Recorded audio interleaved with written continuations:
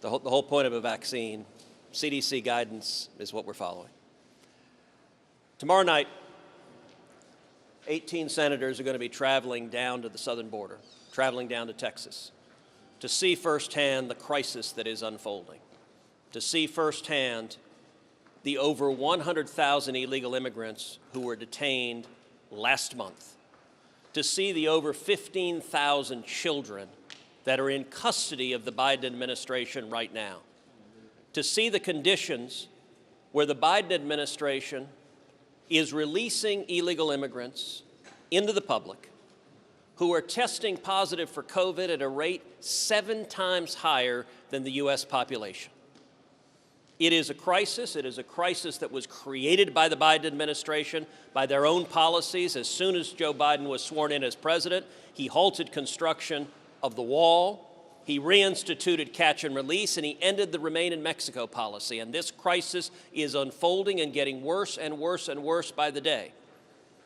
We're traveling down there, 18 of us.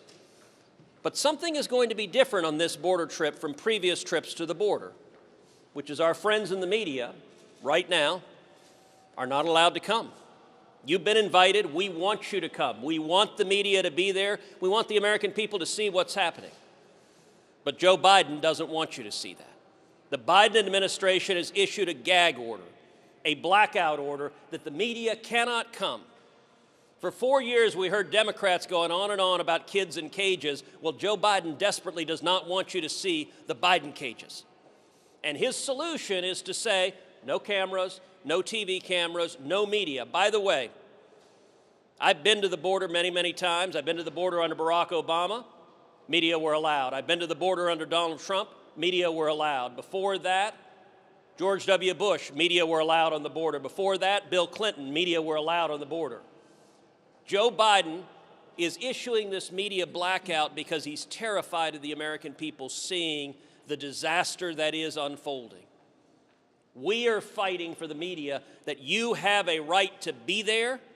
You have a right to have cameras there. You have a right to take pictures and to show the American people what's happening. And I would note the Biden administration's stated reason why the media are not allowed is the risk is too high that you guys have COVID. The risk is too high that a reporter or a cameraman might have COVID. Never mind that at the Donna facility, which we're going to be visiting on Friday, Donna facility has a capacity to hold 250 detainees. There are nearly 4,000 detainees in the Donna facility right now. It is over 1,500% greater than capacity. You want to talk about a COVID risk, it is the crisis and disaster that is the Biden border policy and the border crisis.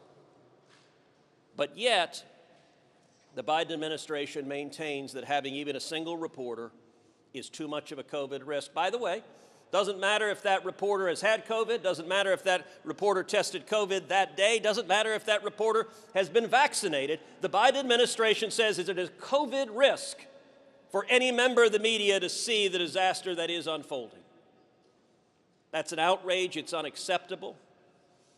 And I will say any media outlet that is okay with the Biden administration muzzling the press and hiding the humanitarian crisis that is unfolding, any media outlet that is not calling the president out on this right now is facilitating the media being blindfolded and gagged. That's not right for this country. John Thune. Thanks, Ted. Yeah, I'm looking forward to joining Ted and John Cornyn and 18 of my colleagues going to the border, and I hope that President Biden will come to the border too. As Ted pointed out, part of the Biden border crisis consists of a media blackout, which doesn't make a lot of sense, considering that it has become a major crisis for the country, so much so that they've sent the Federal Emergency Management Agency down to the border. This is a crisis of their own making. As Senator Cruz pointed out, if you look at the Biden policies, they have completely halted construction of the border wall. They have frozen deportations. They have done away with, rolled back the Remain in Mexico policy, all policies of the previous administration that were working and had been effective. And as a consequence now, CBP, Customs and Border Protection, and HHS facilities are overcrowded and overrun. Personnel is spread way too thin, and there are lots of migrant families and unaccompanied children who are stranded at the border in overcrowded facilities. It is an emergency, it is a crisis, it is one of their own making, and I believe, and I think that most of my colleagues believe, that we have to have a policy that allows for border security. I offered an amendment to the 2013 bill that would have required the building of hundreds of miles of border fence before other elements of the immigration policy could be put into place. But I think strong borders is something the American people support. Having a policy that includes border security accompanied by asylum reform is a plan and a strategy that perhaps could work. But I can tell you right now what they're doing isn't working, and the evidence is there. I only wish all of you would have a chance to see it when we go look at it later this week. Thanks. Well, 18 of us will be heading to the border tomorrow. We're going to thank the Border Patrol agents for what they're doing on a daily basis and to hear from them what they are up against in their fight. We're going to then spread out and do a midnight patrol with border agents tomorrow night along the border between Mexico and Texas. We're going to examine the areas where the wall construction has stopped. We're going to go to a processing facility and other locations around to see exactly what is happening, and we invited the press to join us because we think it's important for you to be able to film and observe and report to America what is happening there. As a result of the crisis, the Biden administration says no. No, the press can't attend, and no, the American people cannot see for themselves the crisis that the Biden policies have created. This is a crisis. It is part of an agenda, an amnesty agenda that started the day that President Biden took office. He turned on the green light and said, "Come to America."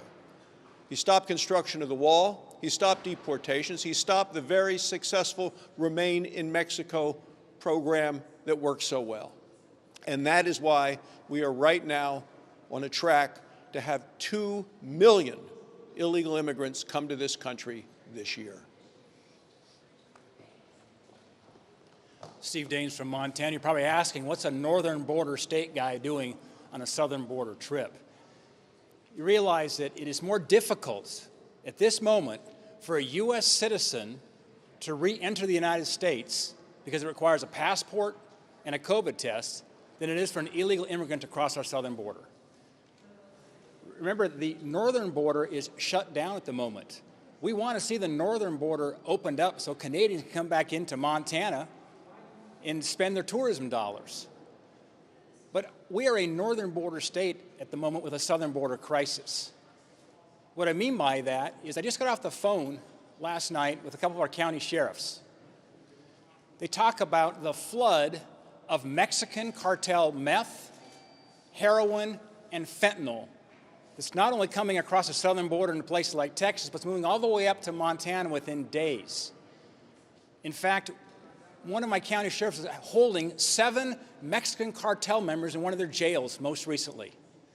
So this directly affects a northern state like Montana. The meth that used to be homemade in places like Montana had purity levels less than 30%. The Mexican cartel meth has purity levels north of 90%. It's far more dangerous, far more addictive. It's cheaper because they're making so much of it and flooding across that southern border, because every minute that Border Patrol is using to stop an illegal coming across that border, it gives the opportunity to these cartels to move more drugs that come right up to Montana. So I'll be joining the delegation tomorrow to the southern border. I'm grateful for Senator Cruz's leadership on this visit. And maybe with 18 U.S. senators there on the border, maybe we'll be able to get the Biden administration to say we ought to have the media there as well.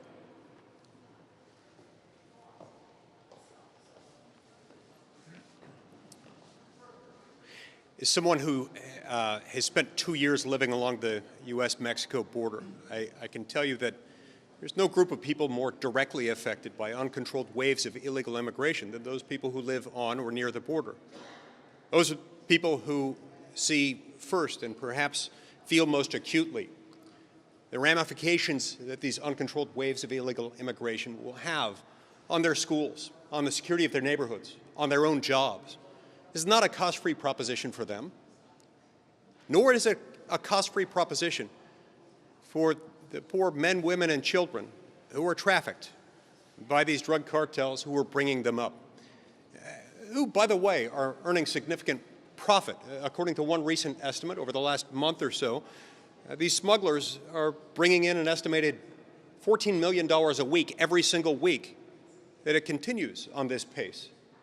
It's not cost-free for the people being smuggled. It's not cost-free for these communities who are affected by it. These are real, breathing, feeling human beings who, by the way, disproportionately suffer acts of physical violence and sexual abuse among those who are being trafficked. According to one estimate, 30% of the girls and women brought through these cartels are subject to sexual assault as they go along with it. This isn't right. We've got to make sure that our own laws are being applied. So, look, if they're not going to allow the press into these facilities, that really is unfortunate. We'll do what we can to be your eyes and ears and communicate the information we're able to acquire while we're there. First of all, I want to thank Ted for organizing this trip and this press conference as well. What is so sad about the crisis, the disaster that is on the border, and it is a crisis, it is a disaster, but we're just seeing the tip of the iceberg, is that not only was this predictable, it was predicted.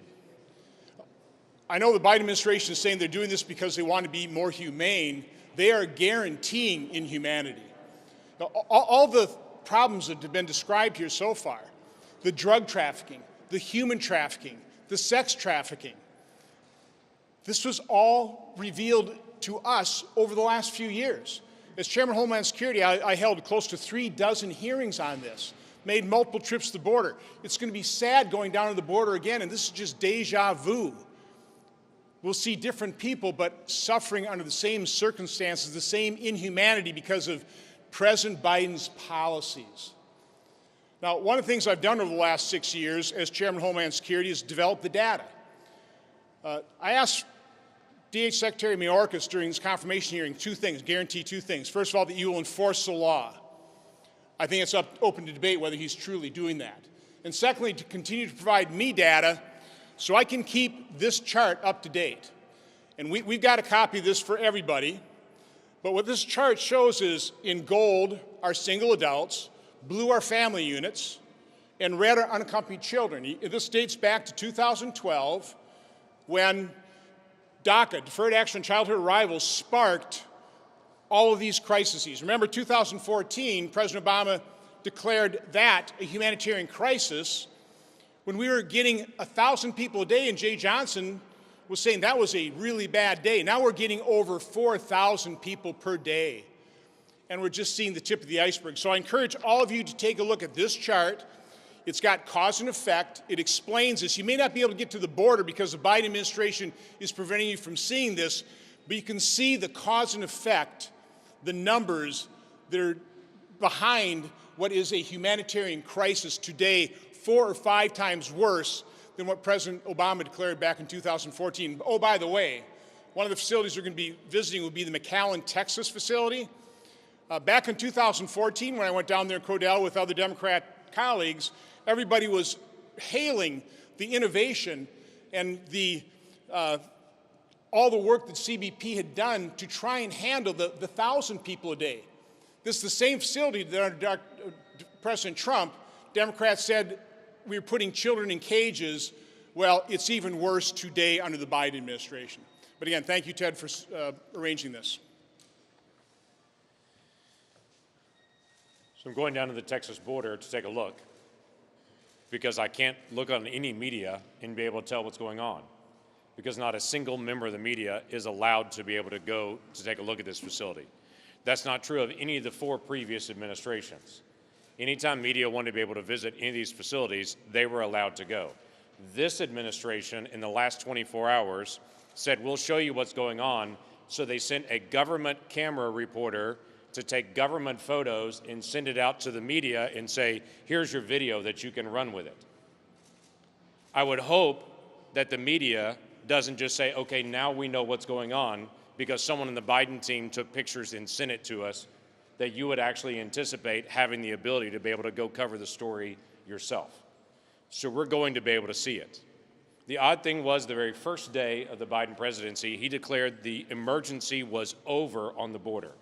That was the stoppage of the construction on the border wall. In that order, he said there is no more emergency on the border. In that declaration, he also started the process of announcing a large-scale amnesty bill across the United States for individuals that are also here already, and then announced individuals 17 years old and younger would not be stopped at the border as they were in the past. The combination of those three things sparked what we have now. How do I know that? Go back to February of last year. Before COVID, we had less than 40,000 people apprehended at the border that month. February of this year, with nothing changing between the two, February of this year, over 100,000 people apprehended at that same border. 10 days ago, I was in Arizona to be able to see the stoppage of the wall at that spot, to be able to know for that particular area when they stopped construction on January the 20th, what does it look like? Here's what happened. On January the 20th, they turned off all the technology installations that were there. What my Democrat colleagues have said, we just need to do technology, not a wall, not a fence. That day on January the 20th, they were doing preparation to be able to lay down the ground sensors, install cameras, and install lights across the border. All of that stopped on January the 20th. What is remaining in Arizona right now is a fence without gates. Literally, the gates were the only thing left to install. So we have miles and miles and miles of fence on our southern border right next to a town of 450,000 people in Mexico with a wall with no gates. There is no reason except one why you would install a wall with open gates and no technology. That is if you wanted an open border. There's no other explanation for that. The cartels clearly understand that as well, and they're sending people by the thousands to us. This is a humanitarian crisis, an emergency that has been created. And though the Biden team said there is no emergency, oddly enough, 2 weeks ago they sent the Federal Emergency Management Agency to go help out. So you can't say there's no emergency and then send FEMA down to the border to take care of an emergency. Two ironies of this overall crisis. One is when you look at the Biden administration on international issues, they call for transparency, particularly as it relates to China, the Uyghurs, the pandemic, how it started, what's going on in Hong Kong. And by the way, we support that, right? We need that. But when you ask for transparency on what's going on in our own country, not China, which we all want, our own country, they're saying no. They're saying no, especially to you guys, which should be quite offensive. Second, as Steve Daines mentioned, it's not getting a lot of press. We have an open southern border. We have a closed northern border. And no state in the country, more than mine, Alaska, is getting negatively impacted by that. We can't get tourists up. We can't leave. It's very difficult. The priorities are backwards. We need to close the southern border, President Biden, and open the northern border for Americans like my constituents. So these are the ironies that are impacting this crisis, and I'm looking forward to getting down on the border and seeing it firsthand, and we hope you can come with us. Now we'll take a couple of questions. Tomorrow's meeting with the big tech leaders, what do you think of Zuckerberg's proposal to reform Section 230, make protections conditional based on whether the system to address I'm happy it? to answer that elsewhere, but let's keep the topics of the questions on the border visit and the press being blocked out. There was that group of Republicans in the House that introduced a measure that would add some measures to border security that would also create a path to citizenship for people who are in this country illegally. Is that something that any of you would support? Look, I'm sure that there will be ongoing debates about what to do concerning immigration. What we know for sure what not to do is what the Biden administration is doing now. It is an absolute crisis and disaster No state is impacted more than my own state. The Biden administration is releasing illegal immigrants into Texas, is setting up detention facilities in Dallas, the convention center in downtown Dallas, is setting up detention facilities in Midland, Texas, against the wishes of the community. And they're releasing people who are criminal threats, who have criminal histories. They're releasing people who are testing positive for COVID. And they're not testing all the people they're releasing. And it is a public health threat. And the Biden administration refuses to acknowledge it and is trying to cover it up. There is a reason they don't want the press there. And I ask all of you to think for a moment how you would react, how your network would react, how MSNBC would react if the Trump administration said, no press at the border. You would have lost your mind. You would have lit your hair on fire and been screaming on air all day long. That's what Joe Biden is doing to you right now. And he's doing it because he's terrified of people seeing the inhumane conditions, seeing the human tragedies. And I've been down to the border many times, seeing the little boys and little girls that are being physically assaulted, that are being sexually assaulted, that the reports are packed so closely that the kids are having to sleep on their sides in the midst of a pandemic. Joe Biden doesn't want the American people to see that. The purpose of this trip is to help the American people understand the tragedy that's unfolding. Yeah. Asylum component, do you think that there should still be an option for people to apply for asylum at the border? So there is, and we had actually one of the biggest victories, a foreign policy victory and an immigration victory under the Trump administration, what was called the Remain in Mexico policy, which is an agreement that was negotiated with Mexico. The vast majority of illegal immigrants coming to this country right now are not from Mexico. They're not Mexicans. A great many of them are Central Americans who are crossing illegally into Mexico, traveling through Mexico, and then trying to cross illegally into the United States. And what the Trump administration negotiated with the Mexican government is that if you had an illegal immigrant who was applying for asylum, that asylum claim could proceed, but that they would remain in Mexico while the claim was proceeding. And that resulted in a precipitous decline in illegal immigration. When Joe Biden got elected president, one of the very first things he did was rip up that international agreement, just effectively threw it in the trash. And as a result, we're bringing all those folks here, even though they're testing positive for COVID at a much, much higher rate than the U.S. population, and it is irresponsible. It doesn't make sense. The Remain in Mexico policy was a sound and reasonable policy that allowed the asylum process to move forward without encouraging illegal immigration. Anyone else? Real quick. I don't know the exact figure today, but a very high percentage of asylum claims are denied. And the reason we had this flood is because we had set such a low bar on an asylum claim based on credible fear that people coming would just be let in the country and their claim would never really be adjudicated.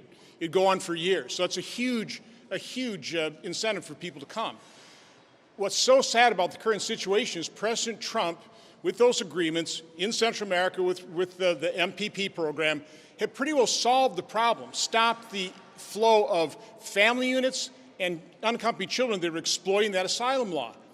And then President Biden just blew that all up. We're also well on our way to fixing this issue of single adults as well by completing the fence, the wall. We have 250 miles yet to go, and it's basically paid for. We're going to be paying the money whether we build it or not, and he stopped building that wall as well. So again, we were so close, and this kind of gets to the other gentleman's question. We want to solve the problem, but you have to start with securing the border, and under the Trump administration, we were so close to accomplishing that, and that's all been blown up right now, and we are back to not only square one, we are so far behind where we were even under the Obama administration. It's just a tragedy, just a tragedy. The administration says that the asylum process was completely dismantled under the Trump administration. So, with that said, how should this asylum process be rebuilt other than remain in Mexico? Should there be any sort of asylum? How many asylum seekers should be let into the country? So under Obama, they develop a process, and this is what they're talking about, of apprehending. They don't even have to try and catch because people turn themselves in. They apprehend, they process, and they disperse, which is a huge incentive for more people to come in, get apprehended, processed, and dispersed. That's what President Trump stopped in order to solve the problem of people exploiting our laws. That is exactly what they're complaining about was dismantled. That's what we had to dismantle to solve the problem. Can I follow up on that? To the idea, the Democrats, I think, would argue that President Trump didn't solve the problem, he just moved it to the other side of the border, right? I mean, you've got people remaining in Mexico. I don't have to tell you, I mean, Ciudad Juarez is one of the most dangerous cities on the planet. So are you comfortable with the humanitarian implications of saying, you know, you don't have to go home, but you can't stay here? So one of the things Democrats don't seem to understand is the concept of incentives. In 2011, there were roughly 6,000 unaccompanied children who crossed illegally into this country. Then President Obama signed DACA, signed executive amnesty, amnesty directed at kids. The predictable effect, if you tell people you get amnesty if you come to this country illegally as a kid, is that a lot more kids will come to this country illegally. And as a result of that illegal and unconstitutional executive amnesty, that number 6,000 skyrocketed the next year to 93,000. In 2014, I visited the cages that were holding kids that were built by Barack Obama. It was Barack Obama who built the cages. And I remember visiting with HHS officials in the Obama administration who described children that were coming over and the cartels that were bringing them in. The cartel members were putting guns to the heads of kids and forcing kids to cut off the fingers or ears of other children. And what the cartels would do then is send those fingers and ears to the parents and extract a few thousand more dollars for their child that they had handed over to the human smuggler to take to America. And the Obama HHS described to me how they were facing, number one, kids that were horribly mutilated, missing fingers, missing ears, but number two, kids that were facing the psychological trauma of being forced to do that upon threat of death. Right now, the Biden DHS is predicting over 100,000 children. It is not humane, it is not compassionate to have a system that incentivizes and causes more little boys, more little girls to be put in the custody of human traffickers. These children are being physically abused, far too many of them, sexually abused, far too many of them, and it is Joe Biden's policies that is causing the abuse of these children. It is not compassionate, it is not humane, and we're going down there to shine a light on the lives, the human tragedy of the failed Biden immigration policies and the Biden border crisis. All right, thank you, guys. Let me give you, I just want to give you one more example from our testimony of our hearings. In 2014, about 1% of adult males were coming in with a child. Because of the family loophole, because of those changes, by 2019, it was 50%. We had testimony before our committee that a child was sold for $84 to an adult male, so that adult male could bring that purchased child, claim a family unit, and get brought into the country. Again, there is nothing humane about that treatment. And people being put into, immigrants being put into stash houses, they're beaten. The beatings are videotaped. The videotapes are sent back to Central America as ransom. There's nothing humane about that. And again, what's so sad about this, they've been doing it. We know this is going to be the result of President Biden's policy. They say they're trying to be more humane. They are creating a situation for gross and tremendous inhumanity. Thank you. The immigration problem hasn't been created in the last few months. Why we don't see any support from the Republican Party? I want to encourage everybody, get this chart, okay? It shows cause and effect, okay? Just, yeah.